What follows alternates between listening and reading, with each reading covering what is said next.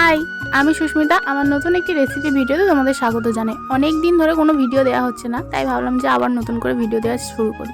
তো আজকে আমি করছি হাঁসের ডিমের কষা। তো চলো তোমাদের সাথে রেসিপিটা শেয়ার করি। প্রথমেই দেখো এখানে 3টে সেদ্ধ ডিমকে ভালো করে আমি ভেজে নিচ্ছি। এরপর কড়াইতে অল্প একটু তেল দিয়ে জিরে ফোড়ন দিয়ে তারপর আমি এখানে একটা পেস্ট দিয়েছি। এখানে আদা, পেঁয়াজ, কাঁচা লঙ্কা, রসুন সব কিছু আর টমেটো সব কিছুকে দিয়ে মিক্সিতে ভালো করে পেস্ট করে নিয়েছি। আর এরকম বাটা মশলা খেতে কিন্তু খুব ভালো লাগে।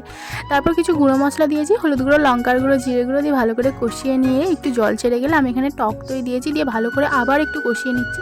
তারপর দেখো ভালো করে এখান থেকে তেল ছেড়ে গেলে একটুখানি জল দিয়ে ভালো করে মশলাটা ফুটে গেলে আর আমি সেদ্ধ করে এখানে ভাজা ডিমগুলো তুলে দেবো আর দিয়ে ভালো করে গ্রেভিটা ফুটিয়ে নেবো। খেতে কিন্তু খুব ভালো হয়েছিল। আর তোমরা কে কে এভাবে ডিমের কষা করো অবশ্যই কিন্তু কমেন্ট করে জানিও। আমরা যেহেতু 3জন, তাই আমরা এখানে 3টে ডিমের কষা করেছিলাম।